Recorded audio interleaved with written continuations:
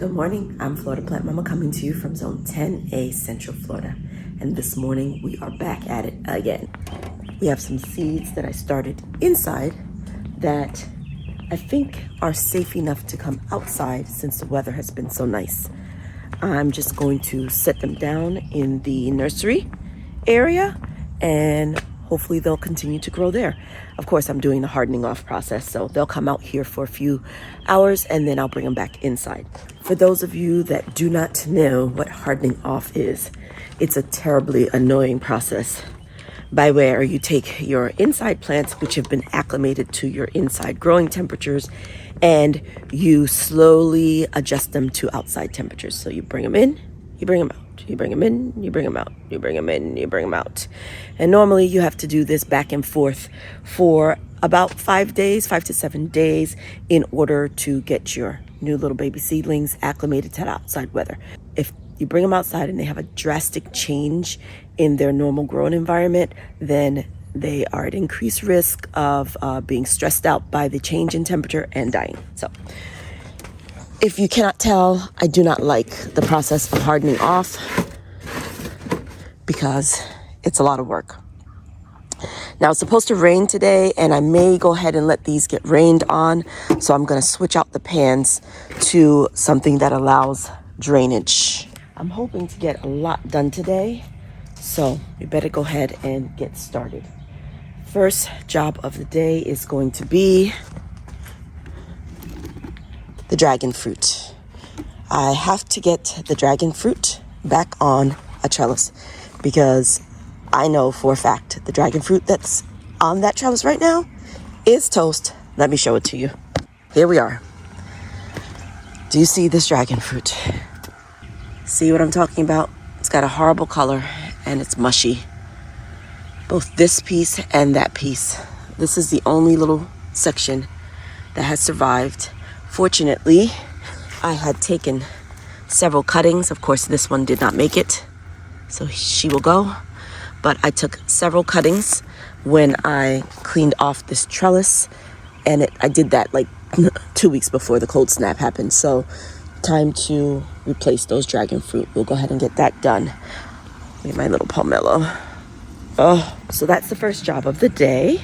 Second job of the day will be to get this trellis up. This was my find of a century. I went to one of the big box stores and this thing was there for, I think it was like, I don't know, $24, $24.99, something like that. And it was damaged. I don't care. It's fine. It'll work for what I need it to do. I can repair that or, hopefully have my husband repair it. But they gave it to me for a very, very nominal fee. I think I paid only about $10 for it, which is not bad.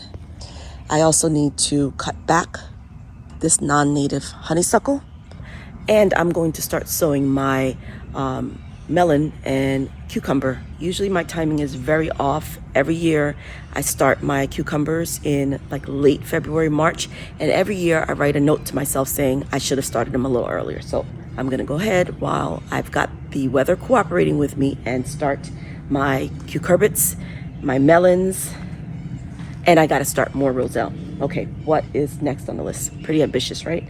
I am going to prune back the Turk's cap hibiscus. She's gotten monstrous and she needs to be taken care of. Now, I also have my curry leaf plant in here. I'm not going to prune that for the same reasons I gave last video. I'm not rushing to prune the trees that I wouldn't normally prune at this time of year. While I'm over here, I should give you a better look at my stick wall. Yes. The sun was in your eyes the last time, so you couldn't see it very well. Isn't it gorgeous? I just love it. I love it. It's giving architecture, engineer. That's what it's giving. And I don't build things, not often at all. My husband is the builder, the Bob, the builder of the family. So I'm quite proud of myself for being able to put that thing together. I got the inspiration from another YouTuber. Her name is Emma, and she gardens in South Wales, London somewhere. And so she's not very good at building either, and she was able to get the stick wall up. So I figured, why not give it a shot? And that's what I did. Finally, and maybe if time allows, I am going to cut back. I think I may actually remove all of this asparagus fern. I removed it from this section not too long ago, except for, no, actually that's a foxtail fern. That's what I actually was going for when I got these asparagus fern. I wanted the foxtail. Here's a closer look at the foxtail. There. I wanted the foxtail. They didn't have foxtail. All they had, or they did have foxtail, but they were asking a ridiculous price for it. I mean, I used to buy foxtail fern, the little plugs, for under $4. And when I went to go get a little pot of foxtail, they were asking for like $5.99, $6.99 for that thing. So I said, never mind. But the asparagus fern was pretty inexpensive, and they were bigger containers. So I figured, they look about the same. I'll get that. That's before I knew these things have thorns, and they grow wild and they grow bushy. And while they are beautiful when they are green, it is quite ugly to me in this state.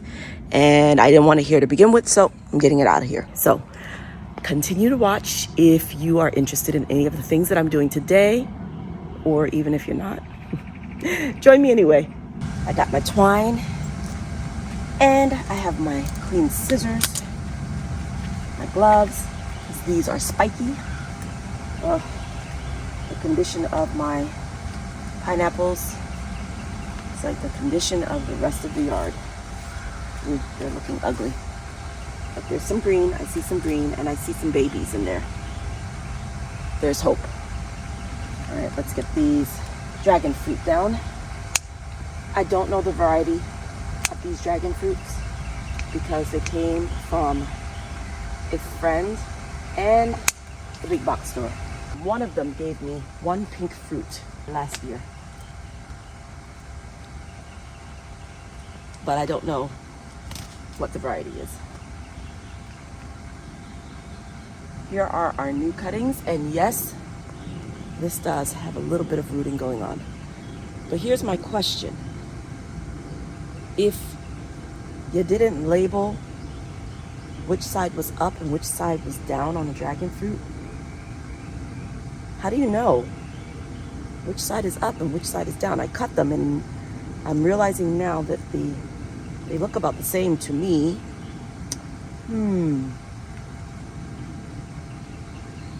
If you know, let me know in the comments below. I'm gonna go ahead and plant them the way I think they're supposed to go. I hope it'll be right. You guys are not gonna answer in time. So I went ahead and did a little Google search, and it didn't help much. Haha. Okay, so what it said was that you look at which side looks pointed. I did maybe give myself a little bit of an indication because that's cut on an angle, and this side is kind of pointing.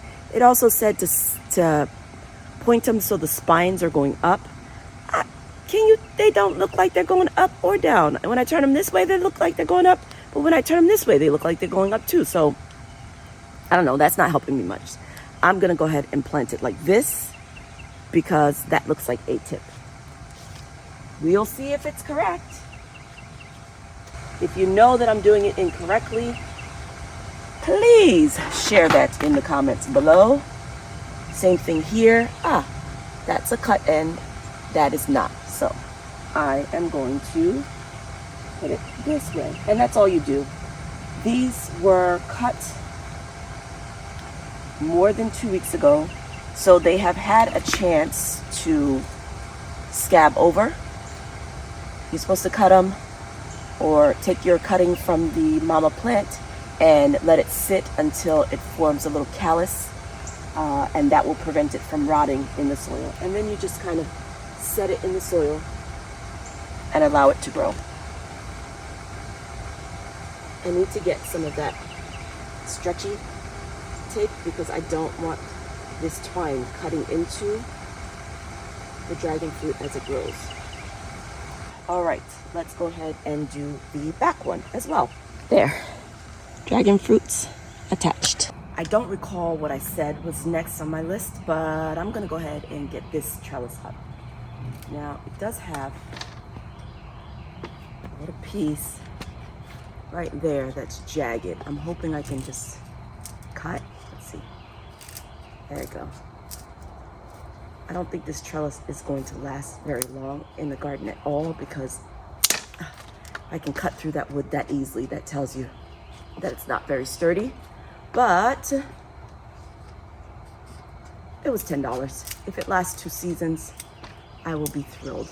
I was going to just run some through like a Florida weave thing there. Brought a little bit of twine across the bars, but since I have this trellis, I may as well make use of it for the cucumbers that I plan to put here. Oh, zip ties are just amazing. I think that's very pretty. That will work quite nicely. Oh. Now onto a much bigger job, another trellis cleanup. Let's make this quick. I'm doing exactly the same thing I did at the last trellis cleanup. We are cutting low. Yes, so let's go ahead and get it done. Voila! More sticks. Now I need to do an easier job. That was a lot of work. Let's find something fun to do. I have here the cucumbers. Yes.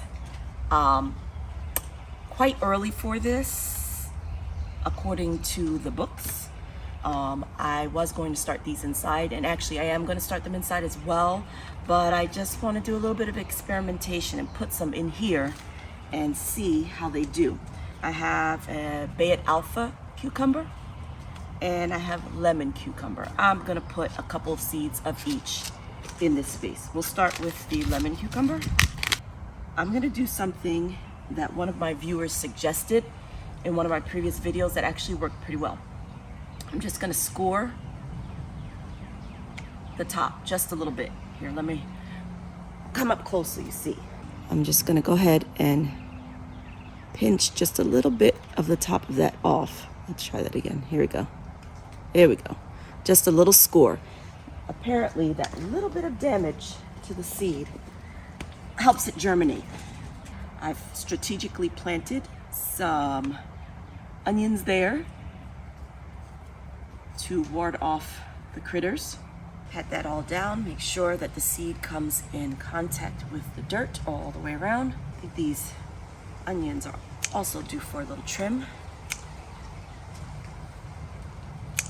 We are back at the location of the dragon fruit, and I've decided I want to plant a little bit of borage in here. So I'm just going to make some little holes.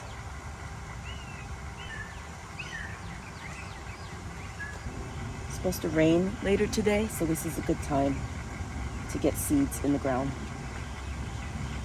Nothing like God's water to get them to sprout.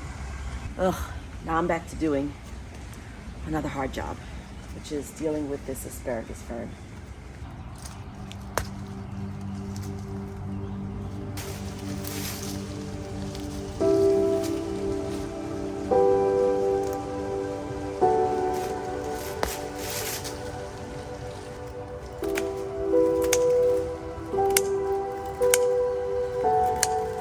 My goodness, that asparagus fern was not given up without a fight. Note to self, no more asparagus fern.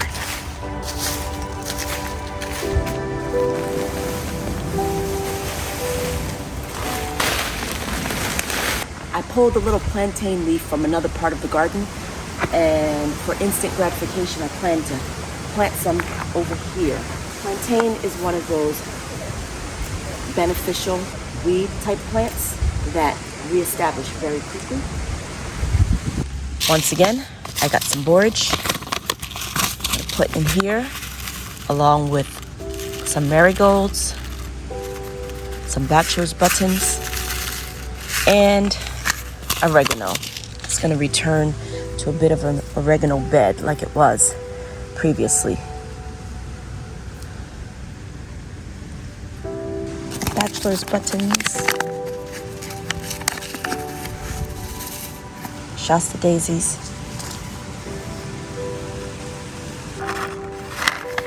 These are the peach malvas.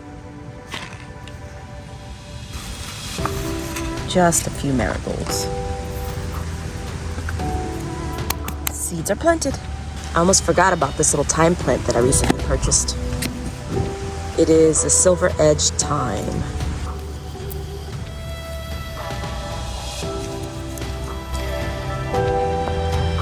The space is looking quite pretty. I hardly recognize it. I'm already feeling quite exhausted, so I think instead of pruning that turk's cap hibiscus like I said I was going to do earlier, I think I'm just going to go ahead and clean up my pear trees. I'm not going to take down any of the height. I am just going to clean off anything that looks dead or anything that's crossing, that looks like it's going to interfere with any of the other branches, or anything that's growing out in a direction that I don't want it to grow.